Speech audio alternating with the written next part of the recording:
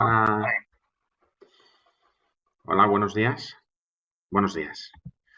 Me da mucho gusto volver porque ayer tuve algunos problemas técnicos que, por lo visto, se perdió mi conexión en el final de la intervención que estaba realizando, en la que estaba realizando la presentación de Mariola Urrea. Luego pude escuchar parte de la intervención que resultó realmente estimulante y hoy continuamos nuestras sesiones de la Hora de la Ortega con una persona especialmente querida en la Fundación y en el Instituto, que es la profesora Marinés López Ibor.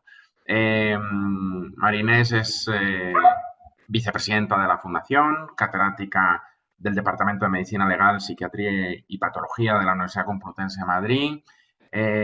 Antes también estuvo vinculada a la Fundación Gregorio Marañón antes de la fusión con la Fundación Ortega y Gasset y por tanto, digamos, es una persona, ella y su familia, porque su padre, tan querido por todos nosotros, también fue patrono de la Fundación Gregorio Marañón y de la Fundación Ortega Marañón, pues ha sido siempre una persona cercanísima a todo el mundo marañoniano y orteguiano, ¿no? En ese sentido, con varias publicaciones en Revista de Occidente y en todos los medios de comunicación docente e investigador de nuestra institución, ¿no?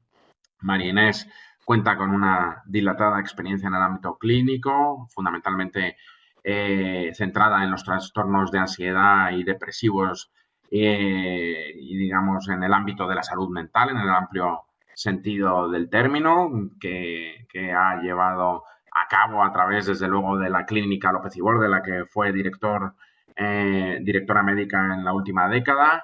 Además, es académica correspondiente de la Real Academia Nacional de Medicina y la Real Academia de Doctores, es miembro de diferentes comités de dirección y de redacción de revistas españolas, investigadoras, docentes y académicas como la revista Actas Españolas de Psiquiatría, también es miembro del Comité Ejecutivo de la Asociación Mundial de Psiquiatría. En su experiencia de gestión y también en este sentido es muy, muy interesante para lo que hoy nos reúne a todos aquí, ha sido directora no solo del departamento, de su departamento en la Universidad Complutense de Madrid o vicedecana de Relaciones Institucionales, sino viceconsejera de Ordenación Sanitaria, Salud Pública y Consumo de la Comunidad de Madrid en años anteriores. Ha sido también directora asistencial del grupo USP de hospitales, hoy integrada en el grupo Quirón. En fin, María Inés, desde luego, cuenta con una dilatadísima trayectoria investigadora, científica y de gestión en cuestiones de la salud mental a lo largo de los últimos años y de las últimas décadas en que ha venido ejerciendo su desarrollo académico y profesional. Pero sobre todo, y quiero insistir en esto, para nosotros es un auténtico lujo y un privilegio contar con ella como investigadora, profesora, patrona y vicepresidenta del Instituto Universitario Ortega y Gasset y de la Fundación Ortega Marañón, ¿no? Y por tanto, para nosotros hoy es un día realmente feliz y muy especial porque es alguien de la casa a quien realmente admiramos y queremos. Yo, sin más, voy a dejaros con ella durante los próximos minutos para que nos hable del tema que ha elegido, cómo cuidar su salud mental durante la cuarentena y luego, pues como siempre, tendremos un periodo de preguntas y de coloquio con la doctora López Ibor que estoy seguro será del mayor interés para todos. Y con mi más afectuoso abrazo para ti, Inés, tuya es la palabra. Muchas gracias, Antonio. En primer lugar, agradecerte toda tu cariñosa presentación. A todos los que estáis ahí, aunque no os puedo ver, también agradecer que tengáis un rato para escucharme. Y lo primero, pues, es dar Inés, te volvemos a escuchar muy bajo. Si puedes volver a hacer lo mismo de antes, darle al icono de ¿Ahora me oís justo la mejor? pestaña del icono. Ahora Ahora mejor. mejor, vale. Pues, y sobre todo, pues mis primeras palabras, pues, de apoyo a todas aquellas personas que están enfermas o que han perdido algún familiar en esta terrible desgracia en la que estamos todos. Yo quería empezar hablando con una frase de lo que decía José Ortega y Gasset, que es: el hombre se adapta a todo incluso a lo peor. Y de ahí, pues, es lo que voy a tratar de explicar a lo largo de esta presentación. El día 5 de marzo de este año, en la Fundación Juan José López Ibor, pusimos en la página web unas reglas que eran cómo cuidar su salud mental ante la epidemia de COVID. En ese momento todavía no se había declarado el estado de pandemia, ni mucho menos en España el estado de alerta, pero ya veníamos pensando desde la Fundación y nosotros pues que esto nos iba a afectar y que podíamos empezar a ver pues, personas que iban a tener miedo a coger la enfermedad, angustia a ver qué iba a pasar, miedo a ver si iban a poder continuar con su vida normal o miedo incluso pues a ver si iban a poder tener sus revisiones médicas y por eso recomendábamos una serie de cosas que son unas pautas muy básicas, ¿no? Para poder afrontar esta situación, pues estar informados y saber lo que nos pasa, estar conectados con nuestros seres queridos y preguntarles pues también cómo se sienten, expresar nuestros miedos y tratar de organizar nuestra rutina si teníamos que estar aislados, desde mantener los ritmos de sueño y vigilia, nuestra dieta, aprovechar para hacer ejercicio y aprovechar para hacer aquellas cosas que nunca hemos tenido tiempo. Y hoy, pues pensando un poco, todo eso tiene sentido o tenía sentido hace 3 semanas. Ahora la situación ha cambiado, la desgracia es mucho mayor, tenemos que estar aislados en casa porque el aislamiento es la única manera de detener este virus. Y se sabe desde hace tiempo, ¿no? Desde hace más de 3.500 años ya se aislaba a las personas que padecían de lepra. Luego se cuenta que la primera historia de aislamiento de poblaciones así más entera pues fue en Venecia.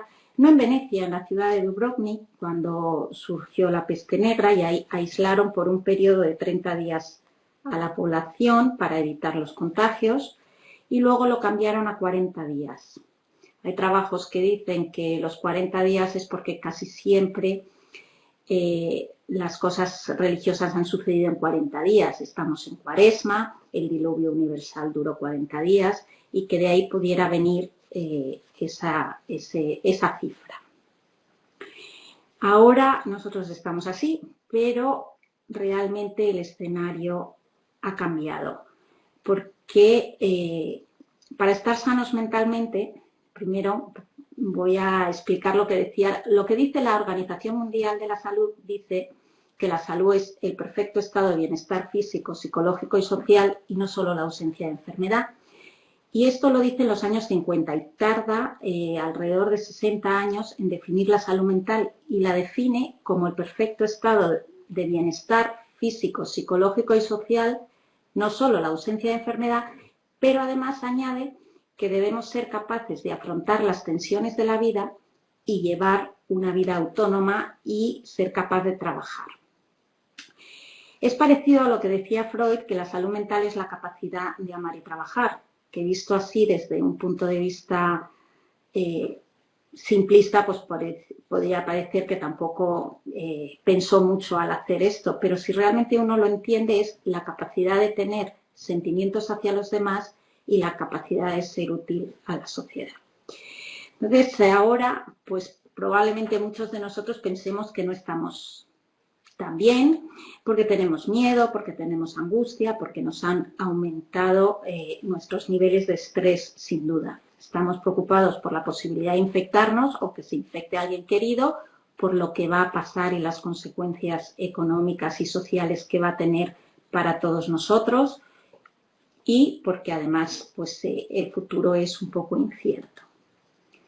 Y decía que ahora hay que distinguir varias cosas porque el escenario ha cambiado. Desde el punto de vista psíquico, nosotros tenemos que tener en cuenta que las recomendaciones tienen que ser distintas para 4 tipos de población. Uno son las personas que están enfermas de COVID, ellos necesitan ser apoyados y cuidados. Otros son los que lo han pasado, los que han conseguido recuperarse, pero también esto va a tener consecuencias para ellos. El tercer grupo, que es el más amplio, es los que tenemos la posibilidad de infectarnos o los que todavía no nos hemos infectado. Y dentro de ellos hay grupos particularmente más vulnerables, que son los niños, que son nuestros mayores, que son aquellas personas que ya padecen una enfermedad mental o tienen sintomatología depresiva, aquellos que tienen otras enfermedades crónicas que también pues, se puede ver deteriorada su salud, y otras personas que son mucho más vulnerables pues son aquellos que han perdido pues, a un familiar, a un ser querido, a un amigo.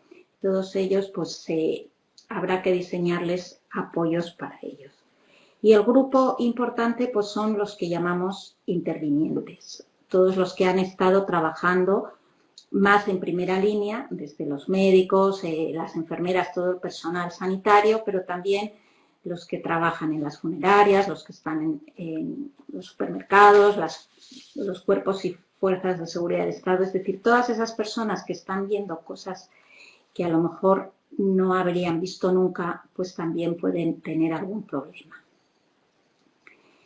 Y para que entiendan un poco a dónde lo que yo les quiero contar es que para tratar de cuidarnos, pues tenemos que hablar de lo que piensa la psiquiatría en situaciones de desastres. Yo tuve la oportunidad de trabajar con la Asociación Mundial de Psiquiatría para desarrollar algún programa de desastres. Incluso cuando estuve en la Consejería de Sanidad, pues nos tocó vivir la desgracia del atentado del 11M y ahí pudimos hacer el plan de salud mental para recuperar a esas personas que se habían visto afectadas por el atentado. Entonces, en psiquiatría, desde el punto de vista, consideramos desastres a todo aquello que son hechos extraordinarios y que suelen afectar, y esto es lo importante de lo que les quiero decir hoy, a personas sanas que previamente estaban sanas. Todos nosotros, desde el punto de vista psíquico, o muchos de nosotros estábamos sanos o podíamos padecer alguna enfermedad, pero la definición de desastre es que supera nuestra capacidad de adaptación por la magnitud. Y esto sucede un poco en esta pandemia. La magnitud del contagio es enorme, la letalidad del virus pues es también importante y esto pues nos está afectando a todos. Para prepararse para un desastre o para prepararnos desde el punto de vista de salud mental hay tres fases. La primera es la fase de alarma, la fase de impacto y la fase de postimpacto. Y la fase de alarma pues ya pasó. Es la fase en la que se podía haber hecho muchas cosas. Pero, como decía también Ortega y Gasset, el pasado no nos dice lo que debemos hacer, sino lo que debemos evitar. Hace 15 años el director de la OMS alertaba cuando la epidemia de la gripe aviar y decía literalmente que iba a ser una catástrofe y que debíamos prepararnos para ellos y que los gobiernos debían prepararse. Fue quizá bastante alarmista, pero consiguió que se preparase todo el mundo. En este momento han sido todo el mundo demasiado proteccionistas pensando que esto no iba a pasar y que si lo contábamos demasiado o lo contaban demasiado tremendista, pues a lo mejor la gente se iba a entrar en pánico y quisieron evitarlo.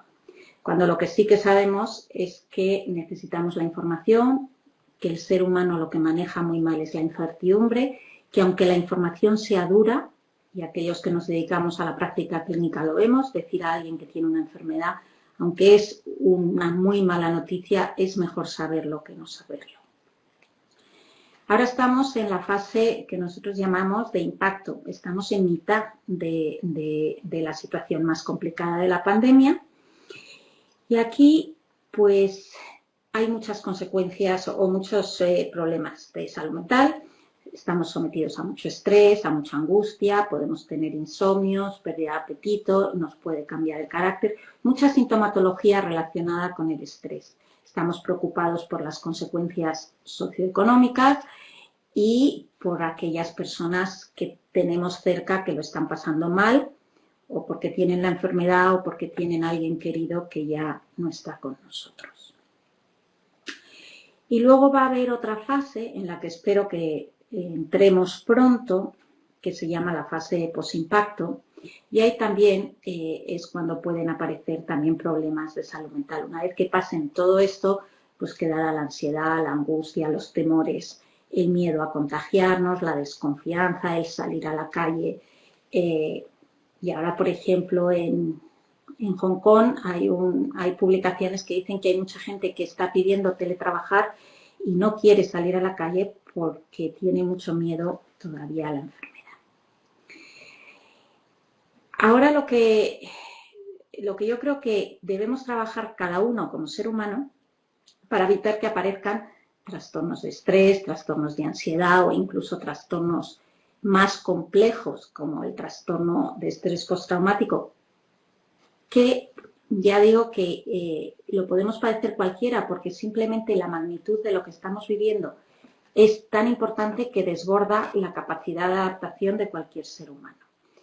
Y debemos trabajar en 3 aspectos que serían la resistencia, resistir a esta situación, ser capaz de aguantar este estado pues, de aislamiento y de angustia. La resiliencia, tratar de salir fortalecido de esta situación, pero también la recuperación, el ser capaces de volver a recuperar nuestra vida cotidiana, nuestros trabajos y recuperar lo que hacíamos antes de que esto sucediese.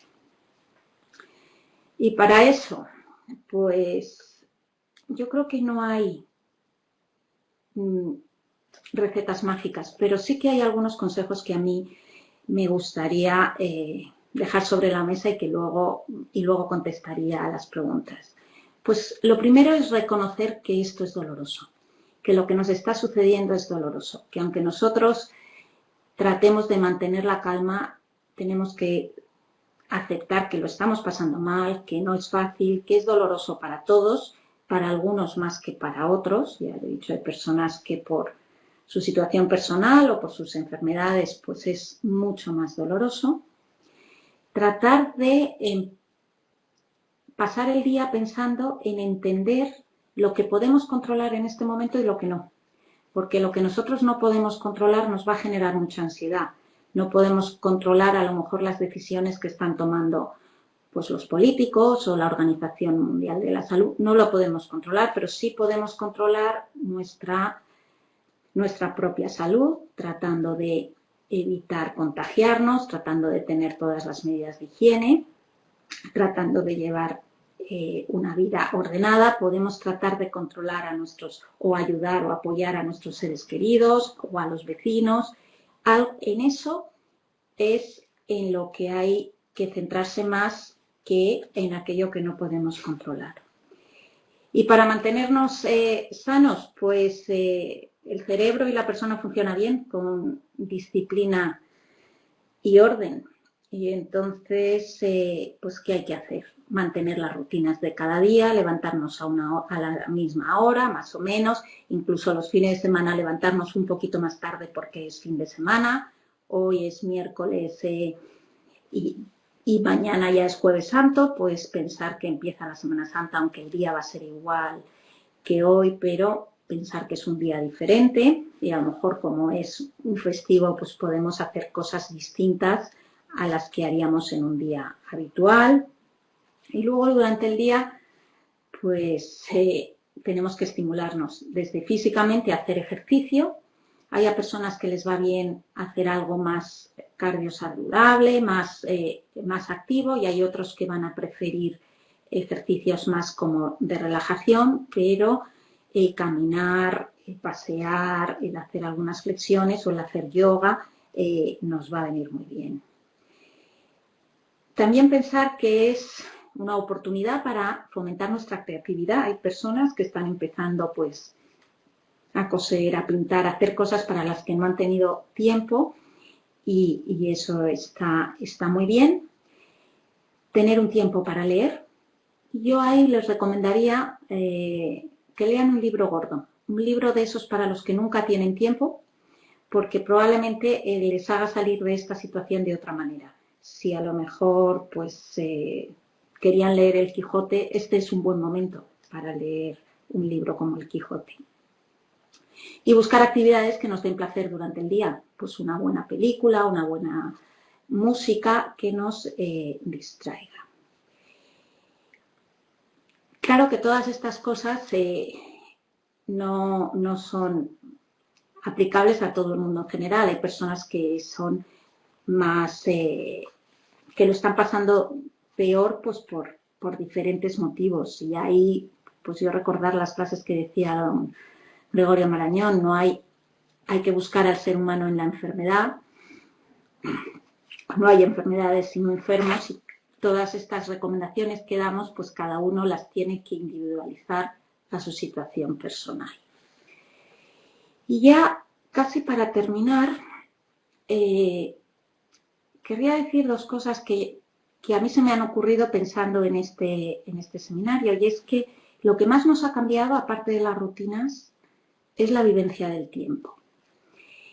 La vivencia del tiempo, los griegos tenían dos palabras para explicar el tiempo. Uno era el cronómetro, el cronos, lo que nos mide el reloj, y otro nuestra experiencia personal del tiempo. En los niños la vivencia del tiempo es muy lenta, por eso se aburren continuamente, necesitan cambiar de actividad. Cuando ustedes a lo mejor se acuerdan de cuando veían el telediario y querían ver los dibujos de después del telediario, eso no acababa nunca. Y en las personas mayores la vivencia del tiempo se acorta muchísimo, el tiempo se les pasa más deprisa y eso pues se aburren menos, y eso es importante. Y ahora, en situaciones como esta, lo que nos cambia es la vivencia del tiempo. Ahora sí tenemos tiempo para hacer cosas. Tenemos tiempo, antes decíamos no tengo tiempo y estábamos todo el día haciendo. Yo creo que hay que aprovechar estos momentos para pasar del hacer al ser o al estar. Como tengo este rato, voy a hacer esto, que voy a estar bien, me voy a dedicar un tiempo a mí misma, a mis pensamientos, a mis reflexiones.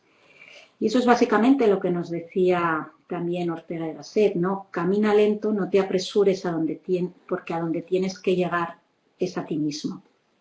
Yo creo que esa es una parte que nos puede ayudar a superar esto. Y ya para terminar y dar paso a las preguntas, pues terminar con unas reglas de salud mental que decía mi padre, el profesor Juan José López Ibor. Él decía en una entrevista hace como 15 años que las reglas para la salud mental era la primera, olvidarte de ti mismo y pensar en los demás. La segunda era el sentido de trascendencia. Esta vida tiene un sentido para algo y va muy relacionada con el sentimiento de espiritualidad y trascendencia. Y la tercera era tener buen humor. El sentido del humor es algo que nos diferencia de los animales y es algo que nos puede ayudar a superar esto. Y yo por mi parte pues no les diría nada más. Siempre que me hagan las preguntas que quieran hacerme.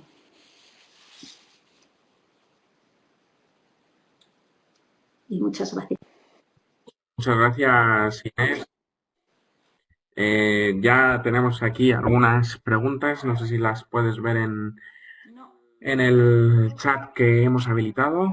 La primera que la plantea Juan Francisco Martínez: ¿cómo podemos incidir en el estrés y en la ansiedad a través de la alimentación? Estos días, además, aprovecho para introducir, ya que estamos hablando del elemento de humor, todos estamos recibiendo estos memes sobre cómo estamos engordando a la hora de visitar a la nevera y todo lo demás, porque estamos teniendo tiempo, por un lado, para comer más y mejor, pero también es verdad que la ansiedad nos lleva a comer algunas veces compulsivamente, ¿no? O yo confieso, una de mis debilidades, el chocolate, que procuraba controlarlo, bueno, pues estoy comiendo chocolate de manera compulsiva, que también supongo que es bueno para la serotonina y todo eso, ¿no?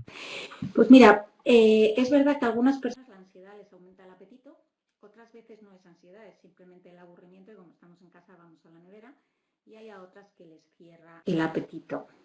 Entonces sí que la dieta es importante y hay dietas que nos ayudan a controlar la ansiedad y son todas las dietas ricas en triptófano, que es el precursor de la serotonina.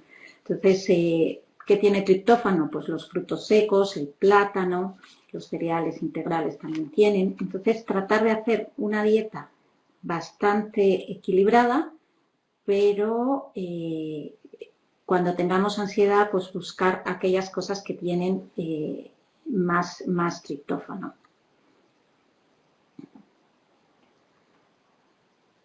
Veo la siguiente pregunta, ¿no? A ver, sí, bueno, sí, puedes contestar directamente No. si quieres. ¿Con qué frecuencia? Ah, la siguiente la he hecho yo, efectivamente, perdón.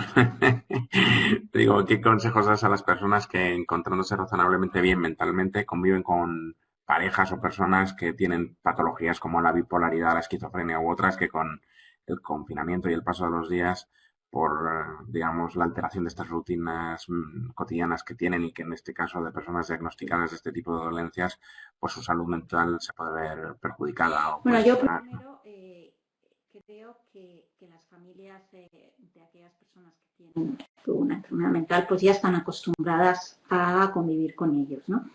Sí que es verdad que en situaciones de estrés pues uno se puede descompensar. Lo que tienen que hacer es distinguir si la persona está pasando por una situación de estrés como estamos pasando cualquiera de nosotros o si la sintomatología de su enfermedad se está empeorando, ¿no? Entonces, distinguir un poco si es el estrés o si son síntomas de la enfermedad, porque no todo el comportamiento que tengan estas personas se puede atribuir a la enfermedad. Y luego, pues, paciencia y apoyo, porque son personas que realmente lo están pasando mal. También debo decir que tanto los pacientes como las familias están acostumbrados al sufrimiento porque realmente se sufre mucho y yo creo que están en general llevando esto mucho mejor de lo que creemos. ¿Con qué frecuencia?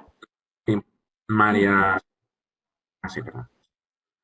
Sí, María Luisa Gantes pregunta con qué frecuencia conviene informarse. Entiendo que los canales, la información es bastante análoga en relación con la crisis sanitaria, Sí. no me parece que haya grandes diferencias entre uno y otro, pero no sé si tienes alguna Yo lo que sugerencia en creo este es sentido. que hay que informarse y hay que conocer, pero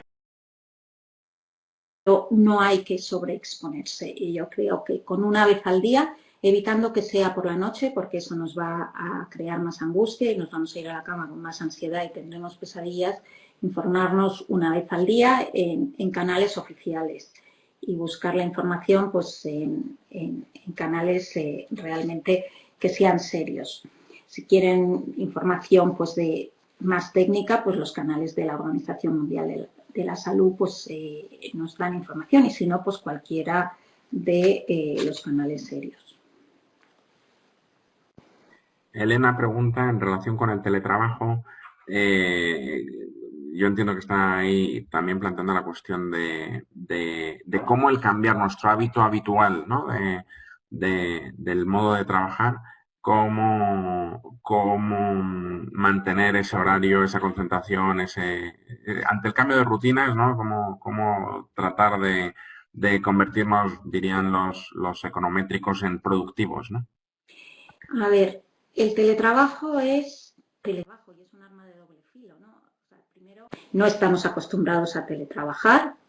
Es por un lado bien porque tenemos más tiempo porque evitamos desplazamientos, pero por otro lado, pues las jornadas se pueden volver eternas. Entonces yo creo que en el teletrabajo también hay que ser disciplinado, ponerse un horario y terminar a una hora y decir, bueno, no acabo esto, como cuando uno termina su jornada laboral. Yo sé que es muy difícil para muchas personas teletrabajar, si tienen niños en casa, además tienen que hacer los deberes, no tienen un espacio y eso pues también nos afecta. Pero si conseguimos mantener un horario y decir, bueno, voy a estar 2 horas, voy a hacer lo que pueda y hasta donde llegue.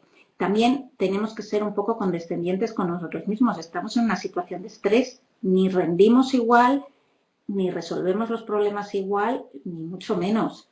Pero por otro lado, también las empresas o quien nos tiene contratados está en una situación de estrés y a lo mejor nos está exigiendo más de lo que nos exigirían normalmente. Entonces, pensar que llegamos hasta donde llegamos y también mantener una cierta disciplina. Sí, esto que planteas, Inés, enlaza con la pregunta de Daniel Villegas, que es un becario nuestro del Instituto, inteligentísimo y filósofo, o sea que es como siempre un personaje, donde efectivamente pregunta con cómo diferenciar el momento personal y el familiar del momento profesional y laboral, que tiene que ver con esto que comentabas de los horarios. Y enlazo con la última pregunta, la de José María Pajón, que también introduce y ahora vuelvo sobre las dos que quedan por en medio, ¿no? Pero que tienen que ver con esto que indicabas, que dice como uno de los importantes problemas para el futuro es cómo ocupar el tiempo de manera satisfactoria en un mundo en el que la mentalidad de esclavo trabajador va a ser un bien o un mal escaso. Me parece muy irónico y muy lúcido, ¿no? El comentario este de bien o mal escaso, porque efectivamente con la destrucción de tejido socioeconómico y el mundo en el que nos vamos a encontrar ahora cuando volvamos a la normalidad, pues aparte de la incertidumbre que ahora tenemos, pues efectivamente el trabajo esclavizante y su, digamos, limitación y ausencia, pues nos coloca entre una espada y una pared que mentalmente puede ser. Bueno, son temas complejísimos. A ver si sé responderlos. Yo creo que el teletrabajo es útil y es una herramienta, y además yo creo que va a ser una de las cosas que va a cambiar. Mucha gente va a preferir, y muchas empresas, tener personas en su casa teletrabajando. Pero para eso hay que distinguir que el trabajo es el trabajo, y el trabajo dura unas horas y lo hacemos en unas horas, y hay que tener un tiempo para el descanso, para la familia, para comer y para dormir. Entonces, esa parte es importante. Pero si dedicamos todo el día a trabajar dentro de una semana, 16 horas a trabajar dentro de una semana, estaremos exhaustos y no podremos seguir. Entonces hay que ordenarse y disciplinarse mucho más, si cabe, en casa que cuando vamos al trabajo. Igual que cuando estamos en el trabajo a lo mejor podemos tener un rato para tomarnos un café, pues aquí también hay que hacerlo. Muchas gracias. Luis pregunta si para una mayor salud mental no hubiera sido conveniente permitirnos a los ciudadanos salir a hacer ejercicio a la calle, manteniendo la distancia de seguridad, si no hubiera sido deseable, ¿no? Que nos permitieran salir a hacer footing y correr y salir. Lo deseable es que no nos hubieran tenido que aislar, ¿no? Yo lo que creo es que cuando ha llegado esta situación, lo que tenemos que pensar todos, porque es la única manera de sobrevivir, es pensar que realmente estamos aislados y estamos porque queremos contener la expansión del virus y evitar los contagios. Si todos salimos a la calle, realmente las posibilidades de contagio son mayores, aunque tratemos de mantener la distancia de seguridad, pero entramos y salimos, tocamos las barandillas de las casas, hay que entenderlo. Sí que es verdad que es importantísimo salir a la calle y en los niños es importantísimo y para todos, pero hacer ejercicio se puede hacer en casa. Sé que hay muchas casas muy pequeñas, pero uno puede hacer puede caminar por casa, puede hacer algunas cosas, pero el salir a la calle tiene otras ventajas, es el despejarte, es el dar un paseo, es el desconectar, y yo espero que podamos hacerlo en breve, porque realmente unos días sin salir está bien, pero muchos días nos va a afectar a todos. Sí, Rogelio Telenti plantea si esta situación puede hacer aflorar un incremento de problemas de salud mental. Supongo que se refiere también a si de alguna manera todos podemos tener de manera latente algún tipo de dolencia o patología mental que con digamos, esta situación extrema pues pueda... Probablemente sí. Los datos de experiencias anteriores de algunas pandemias o de situaciones de desastres es que hay personas en las que van a tener síntomas o problemas de salud mental. Algunos serán leves, como trastornos de estrés que se manejarán bien, pero algunos llegarán a tener pues trastornos más complejos, como un trastorno de ansiedad o trastornos depresivos, o incluso el trastorno de estrés postraumático, que realmente es un trastorno en el que se sufre un montón y además es muy limitante. Y también va a haber problemas personas que van a hacer duelos patológicos porque no se han podido despedir de sus familiares, porque no saben cuándo les van a incinerar o les van a poder enterrar, y esas personas pues también habrá que cuidarlas. Bueno, esto enlaza con la última pregunta que plantea Incel, que efectivamente es el miedo a la muerte, ¿no? Y cómo trabajar con el fatalismo, digo, mentalmente entiendo, cómo trabajar con el fatalismo o el miedo a la muerte que vemos aflorar en muchos amigos, familiares, conocidos y digamos que se hace mucho más presente en nuestra sociedad que habitualmente no está acostumbrada, ¿no? A tener la muerte tan presente en nuestras conversaciones, en Claro, nuestros a hábitos ver, vitales. el miedo a la muerte, el ser humano es el único ser en la naturaleza que sabe que se va a morir.